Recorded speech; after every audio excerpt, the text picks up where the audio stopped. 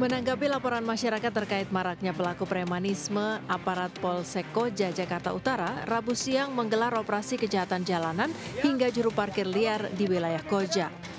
Operasi polisi menyasar penyakit masyarakat seperti juru parkir liar, debt kolektor, hingga pelaku pemalakan. Mengerahkan puluhan personil, petugas membagi dua tim dengan sasaran wilayah operasi yang dipetakan. Tim pertama menuju beberapa ruas jalan, mulai dari Kramat Raya hingga Jalan Jampea. Di tempat ini polisi mengamankan sejumlah orang debt kolektor yang sempat melarikan diri ke toko roti. Polisi juga mengamankan pelaku pemalakan dengan modus meminta uang kepada orang yang membuang sampah di TPS. Sementara tim kedua menyasar kawasan Plumpang Semperraya, Tanah Merah hingga Jalan Alur Laut. Di tempat ini polisi lebih banyak mengamankan para juru parkir liar dari ruko maupun minimarket. Bagi mereka yang kita amankan sekarang terindikasi melakukan tindakan melawan hukum, tentu kami akan proses lanjut. Patroli wilayah ini merupakan salah satu langkah memastikan ketentraman dan ketertiban jelang masa Pilkada DKI Jakarta 2024. Sedikitnya 36 orang diamankan dengan total selama 3 hari operasi, polisi mengamankan 88 orang. 3 diantaranya diproses lebih lanjut karena diduga melakukan tindak pidana. Selanjutnya, puluhan juru parkir liar dan Pak Ogah yang diamankan dikirimkan ke panti sosial untuk didata dan dibina. Kepolisian berharap Dinas Sosial DKI Jakarta melakukan pembinaan yang dapat memberikan efek jerah. Dari Jakarta, Rizky Falufi, iNews melaporkan. Pemirsa, 2 orang kakak beradik pengedar narkotika lintas provinsi disergap Tim Khusus Badan Narkotika Nasional Provinsi Daerah Istimewa Yogyakarta saat transit di sebuah hotel di kawasan Jogokarian Rabu sore. Dari tangan tersangka, petugas menemukan 1,6 kg sabu senilai miliaran rupiah yang dikemas dalam bungkus plastik teh Cina dan dilakban serta disimpan di dalam sebuah koper.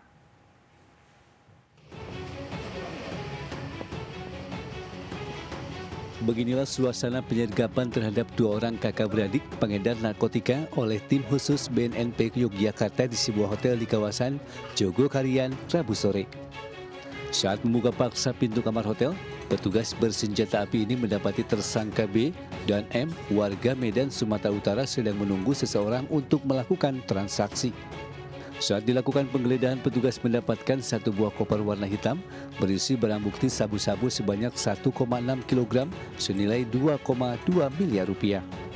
Menariknya, guna mengelabui jika ada razia petugas, sabu-sabu itu dibungkus dengan kemasan produk teh Cina yang dilakban dan dilapisi plastik berisi kopi bubuk.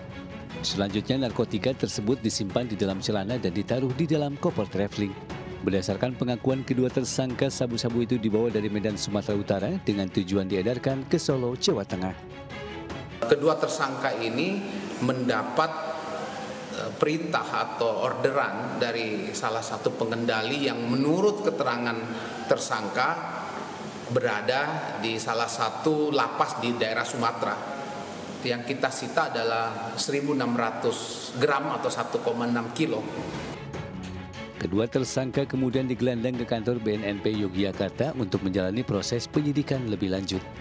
Akibat perbuatannya, kedua tersangka dijerat dengan pasal tentang narkotika dengan ancaman hukuman 20 tahun penjara, seumur hidup hingga pidana mati. Dari Yogyakarta, Herut Rijoko, iNews melaporkan.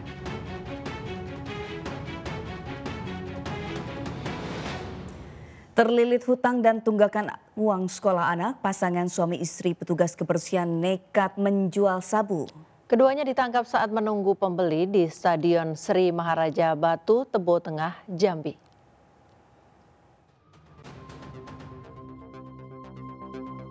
YL dan RA tak berkutik saat anggota Opsnal saat narkoba Polres Tebo mengepungnya.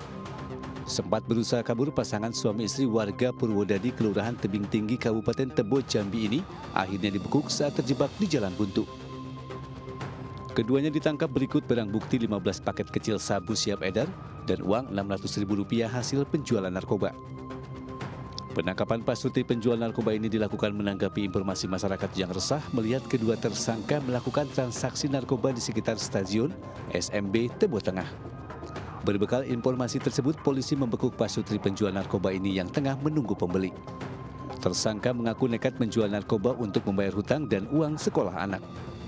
Jadi barang tuh nama kayak berdua tuh gimana? Enggak, mau dijual untuk malam tuh harus dihabiskan untuk bayar utang. Kamu bayar utang? Iya. Kedua tersangka yang sehari-harinya bekerja sebagai petugas kebersihan honorer di Dinas Lingkungan Hidup Kabupaten Tebo mengaku mendapat narkoba dari pemasok di dalam lembaga pemasyarakatan Kabupaten Tebo. Setelah dicek, ternyata informasi tersebut benar dan anggota langsung melakukan penangkapan. Ditemukan barang bukti berupa 15 paket kecil sabu-sabu 1,89 gram. Selain mengamankan kedua tersangka, polisi juga menyita 15 paket sabu siap edar, uang hasil penjualan narkoba, dan motor tersangka. Atas perbuatannya, kedua tersangka dijerat Undang-Undang Narkotika dengan ancaman penjara minimal 4 tahun penjara. Dari Kabupaten Tebo, Provinsi Jambi, Budi Utomo, iNews melaporkan. Pemirsa, bayi berusia 2 tahun di Cipayung, Jakarta Timur terkunci di dalam mobil yang menyala. Orang tua bayi yang tidak tega melihat sang buah hati langsung meminta bantuan pemadam kebakaran untuk membuka paksa pintu mobil yang terkunci. Tak ingin buah hatinya yang terjebak di dalam mobil terluka, sang ayah langsung meminta bantuan tim rescue pemadam kebakaran Cipayung untuk melakukan penyelamatan. Sambil menunggu tim rescue tiba, ban mobil juga diganjal agar kendaraan tidak melaju. Setibanya di lokasi kejadian, petugas langsung berupaya membuka pintu mobil dengan alat khusus. Insiden ini bermula saat ayah sang bayi tengah memanaskan mesin mobil yang terparkir di dalam garasi rumah bersama anaknya yang masih berusia 2 tahun. Karena ada keperluan, sang ayah meninggalkan anaknya di dalam mobil dengan kondisi mesin mobil menyala. Saat kembali lagi, pintu mobil ternyata terkunci otomatis. Awal ayahnya itu sedang memanaskan mobil, terus si sang anak usia 2 tahun ngikut di dalam mobil. Lalu sang ayah masuk ke dalam rumah dan pintu ditutup. Setelah itu mobilnya terkunci. Tak butuh waktu lama, tim rescue pemadam kebakaran sektor Cipayung, Jakarta Timur akhirnya berhasil mengeluarkan bayi 2 tahun tersebut dari dalam mobil meski sempat menangis saat dikeluarkan. Dari Jakarta, Rizky Palupi, iNews melaporkan. Pemirsa, Ade anak musisi David Bayu selesai menjalani pemeriksaan kedua di Polda Metro Jaya. Ade yang ditemani ayahnya dicecar 29 pertanyaan oleh penyidik terkait kasus video asusila. Ade, anak dari vokalis band Naib David Bayu Danangjaya, tersandung kasus video asusila. Ade menjalani pemeriksaan yang kedua kalinya di Polda Metro Jaya dan ditemani sang ayah sambil terus menggenggam tangan anaknya. Ade diperiksa selama 4 jam. Sandi Arifin selaku kuasa hukum Ade mengatakan bahwa kliennya ditanya 29 pertanyaan selama diperiksa. Namun dirinya tidak merinci pertanyaan apa saja yang diajukan. Jadi semua apa yang disampaikan klien kami sudah jelas dan detail di pihak penyidik. Tapi kami tidak bisa menyampaikan termasuk materi dan juga apa barang bukti yang kita sampaikan, rekan-rekan bisa menanyakan ke pihak penyidik. Saat Ade keluar dari Diskrimum Polda Metro Jaya, Ade hanya diam, namun ayahnya David Bayu mengatakan tetap mendukung anaknya walaupun sedang tersandung kasus. Andre bagaimana? Ya, motonya saja. Oke. Terima kasih guys. Ya. Sebelumnya Ade tersandung kasus video sur yang diduga mirip dirinya. Atas dugaan tersebut, penyidik Subdit Cyber Ditreskrimsus Polda Metro Jaya menjadwalkan pemeriksaan terhadap anak artis David Naib berinisial AD sebagai saksi. Hingga saat ini penyidik telah menangkap 2 orang tersangka yang menyebarkan video syur tersebut hingga ramai di media sosial. Dari Jakarta, Ismalia, Nadifa Andin, iNews melaporkan. Sehari pasca robohnya rumah 3 lantai di Kampung Cilisung Kulon, Desa Sukamenak, Kabupaten Bandung, petugas gabungan dibantu warga setempat masih membereskan puing-puing rumah yang ambruk. Ambruknya rumah tersebut diduga akibat beton penyangga tidak kuat.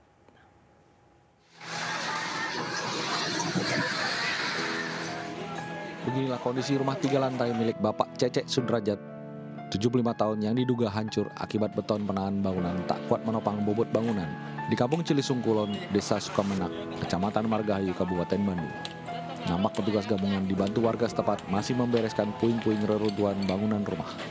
Selain melakukan proses pembersihan puing-puing, petugas BPBD Kabupaten Bandung juga memberikan bantuan berupa sembako, peralatan tidur, serta peralatan perkakas yang nantinya bisa digunakan untuk proses pembersihan runtuhan.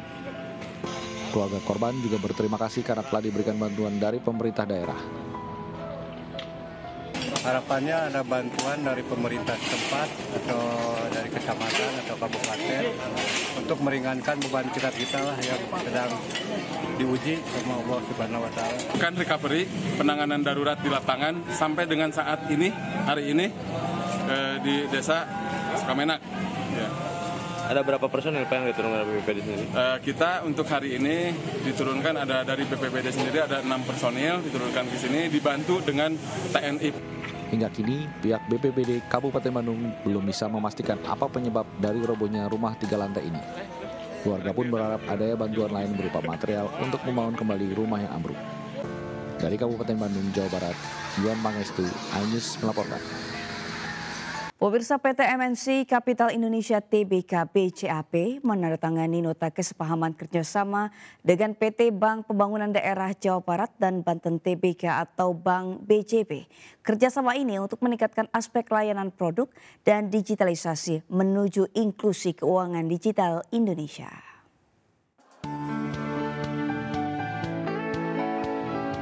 PT MNC Capital Indonesia Tbk resmi menjalin kerjasama dengan PT Bank Pembangunan Daerah Jawa Barat dan Banten Tbk atau Bank BJB. Digelar di Ballroom T Tower Bank BJB Jakarta Selatan, penandatanganan kerjasama disaksikan langsung Eksekutif Chairman MNC Group Haritanu Sudibyo dan Direktur Utama Bank BJB Yudi Renaldi. Kerjasama kedua perusahaan ini menyepakati peningkatan layanan BJB melalui aspek layanan produk dan digital. Sejumlah unit bisnis dari PT MNC Capital Indonesia Tbk diharapkan membantu kemudahan financial service hingga menuju keuangan digital yang inklusif.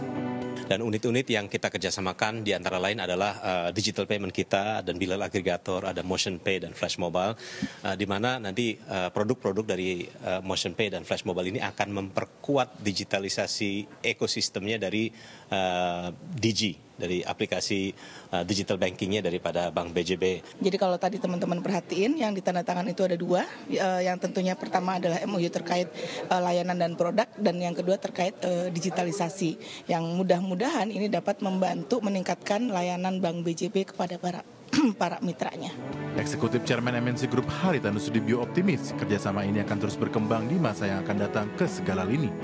Intinya kerjasama ini mudah-mudahan menjadi awal yang baik ya, untuk ditingkatkan lagi, tidak hanya sebatas di financial services, mungkin di media juga Pak, ya mungkin apa yang nanti bisa dikerjasamakan.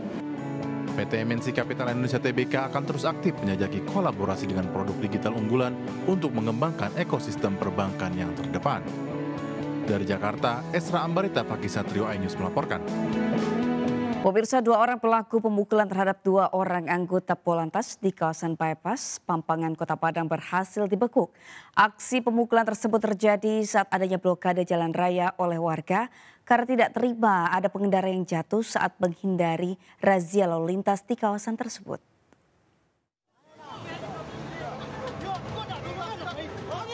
Di dalam video amatir warga ini tampak 2 orang anggota polisi dari Satuan Lalu Lintas Polresta Padang yang tengah melakukan patroli dihadang oleh sejumlah warga dan dipaksa berhenti.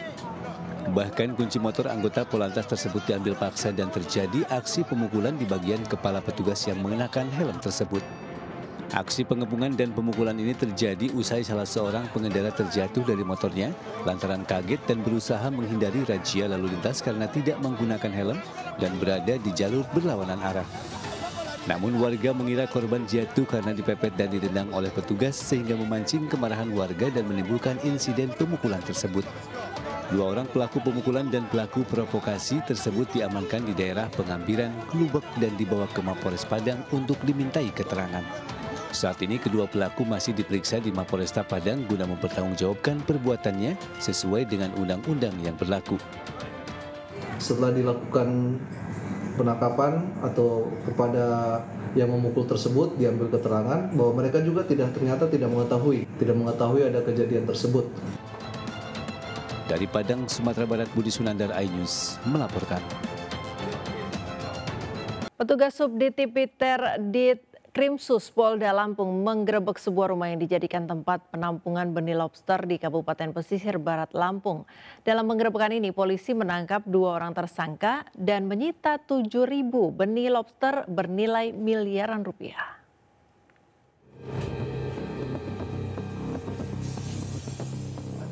Penggerebekan ini terjadi di sebuah rumah tempat penampungan benih lobster di Kelurahan Pasar Krui, Kecamatan Pesisir Tengah, Pesisir Barat Lampung. Saat dilakukan penggerebekan, polisi mendapati 2 orang tersangka yang sedang melakukan pengemasan ribuan benih lobster yang akan diselundupkan.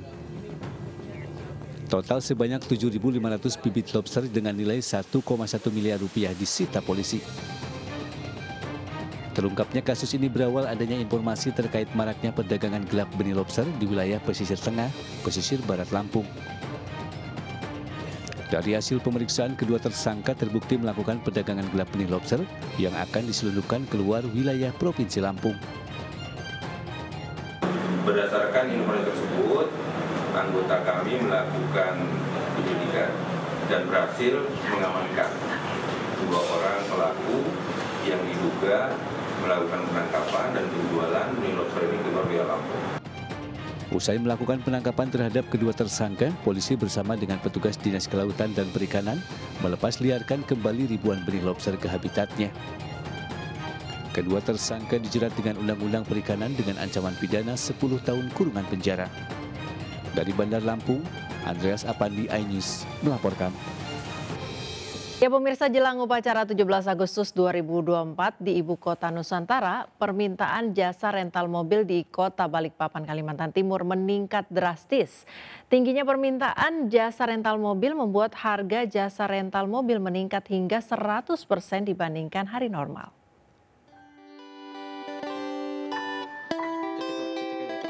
Melonjaknya permintaan jasa rental mobil di Kota Balikpapan merupakan dampak dari rencana pemerintah yang bakal menggelar upacara peringatan Hari Kemerdekaan RI ke-79 di Ibu Kota Nusantara atau IKN.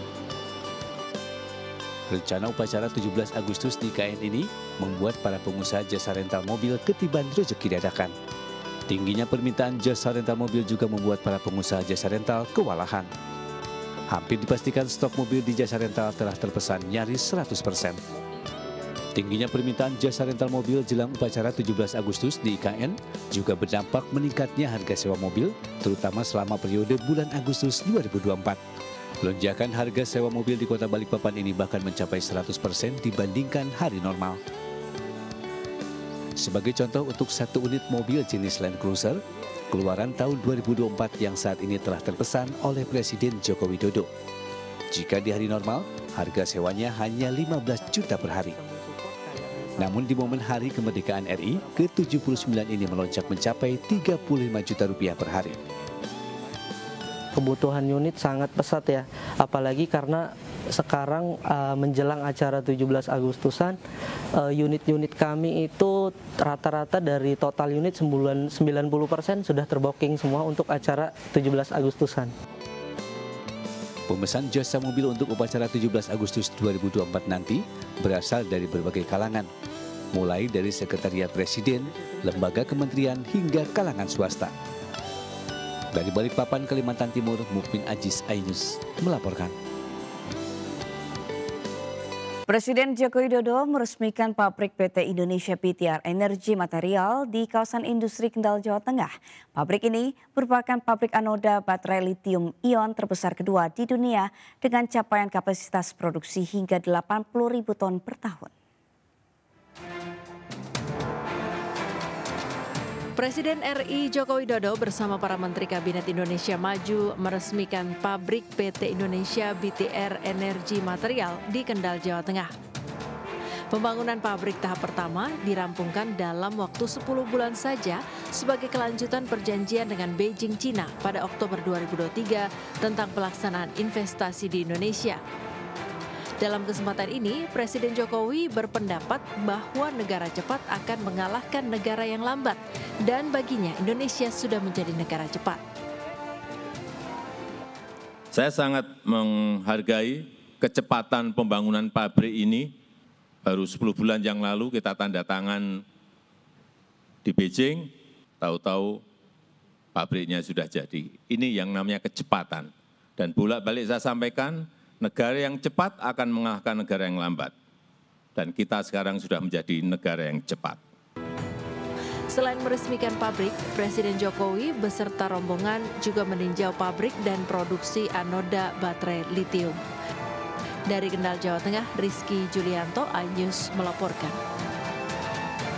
Beralih ke informasi lain pemirsa, menikmati keindahan Danau Toba dari ketinggian bisa dirasakan dengan berkunjung ke objek wisata Sapo Juma. Terletak di Kecamatan Merek, Kabupaten Karo, Sumatera Utara, pengunjung sekaligus bisa melihat langsung Pulau Samosir yang berada di tengah-tengah Danau Toba.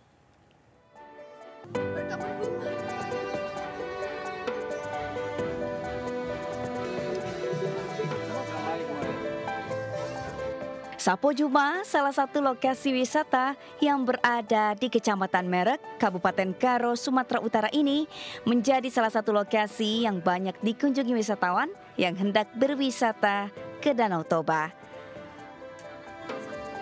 Di sini, pengunjung bisa melihat langsung keindahan Danau Toba serta perbukitan yang mengelilingi Danau Toba dari atas ketinggian. Bahkan pengunjung bisa melihat langsung Pulau Samosir yang berada di tengah-tengah Danau Toba. Karena kita cuma ada diambil hanya di depan sana, ya tiket masuk cukup murah lah untuk keluarga kita, masih dapat terjangkau oleh kita. Harapannya ya bisa juga lah seperti ini, ya kalau memang bisa lebih murah lagi dengan Pemda yang langsung menangani masalah ini, saya kira itu lebih baik lagi. Dengan cukup membayar Rp20.000, pengunjung sudah bisa menikmati keindahan Danau Toba dari atas ketinggian. Selain menikmati keindahan pemandangan Danau Toba, pengunjung juga bisa berkeliling di kebun bunga yang disediakan. Dari Kabupaten Karo, Sumatera Utara, Eka, iNews melaporkan.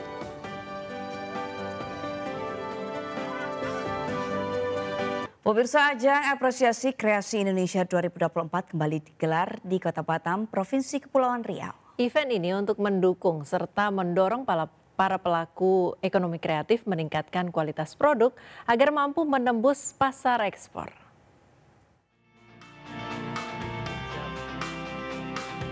Ajang apresiasi kreasi Indonesia 2024 di Kota Batam dihadiri langsung Menparekraf Sandiaga Salahuddin Uno.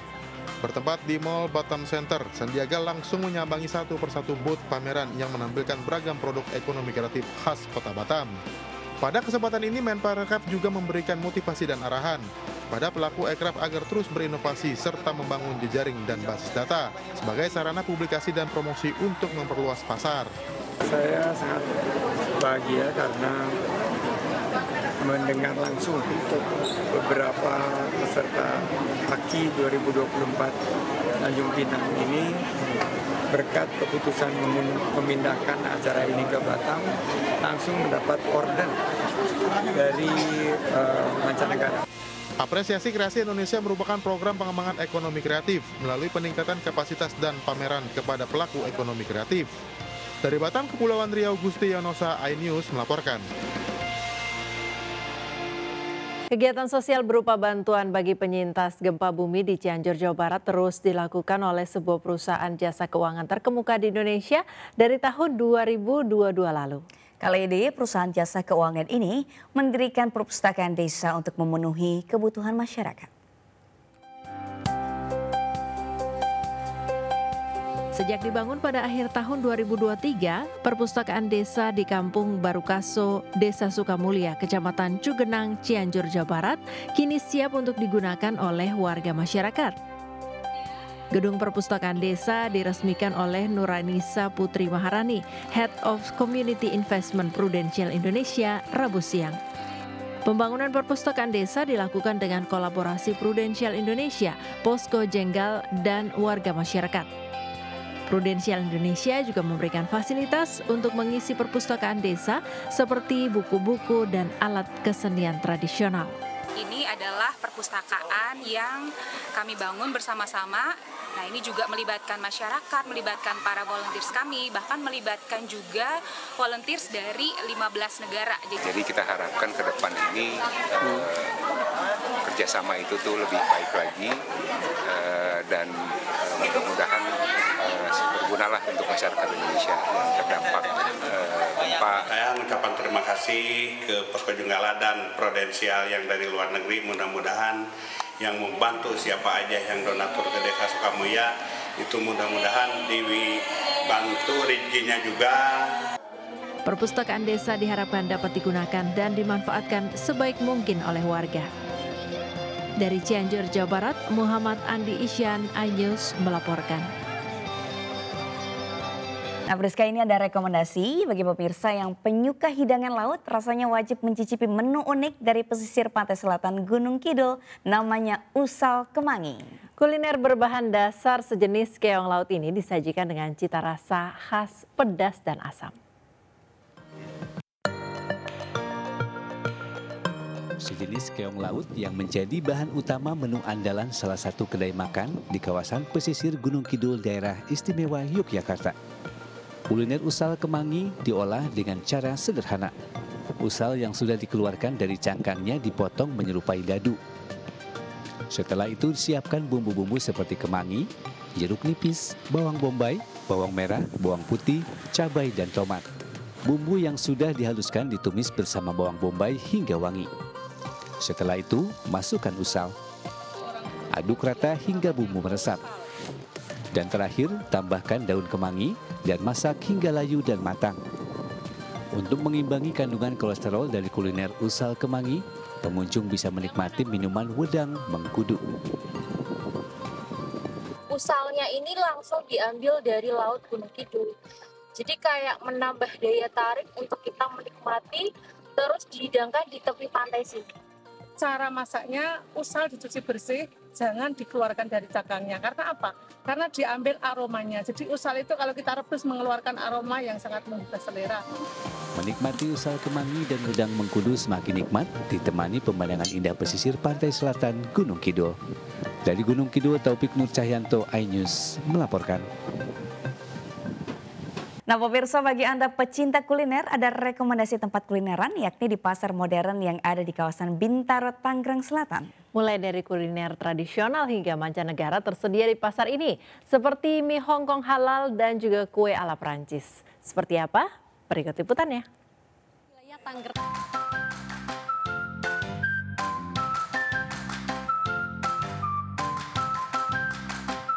Halo pemirsa, saat ini saya sedang berada di Fresh Market atau pasar modern yang berada di wilayah Tangerang Selatan, lebih tepatnya di Bintaro nih.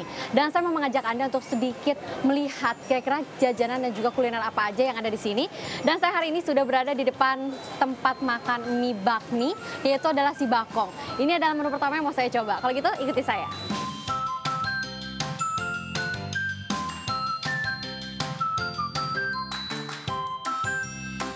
Nah pemirsa, inilah bakmi si Bakong alias bakmi Hongkong yang halalnya udah datang nih. Kalau gitu saya mau cobain ya, seperti apa rasanya.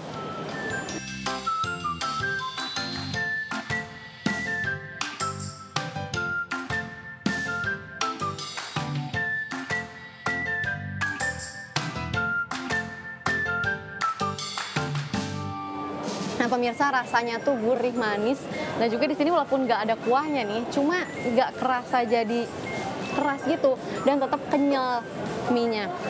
Dan juga di sini di atasnya dikasih pangsit yang pastinya menambah cita rasanya jauh lebih enak.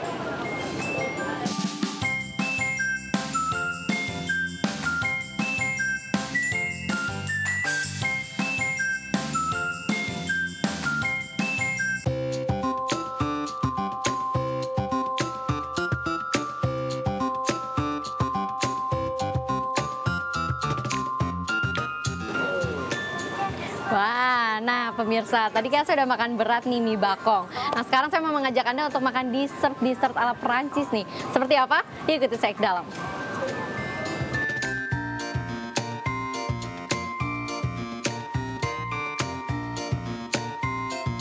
Nah Nah pemirsa, ini tadi yang saya maksud dessert ala-ala Prancis nih. Ini saya tadi pesan coklat orange sama salted caramel. Kalau gitu kita coba dulu di coklat orange-nya ya pemirsa.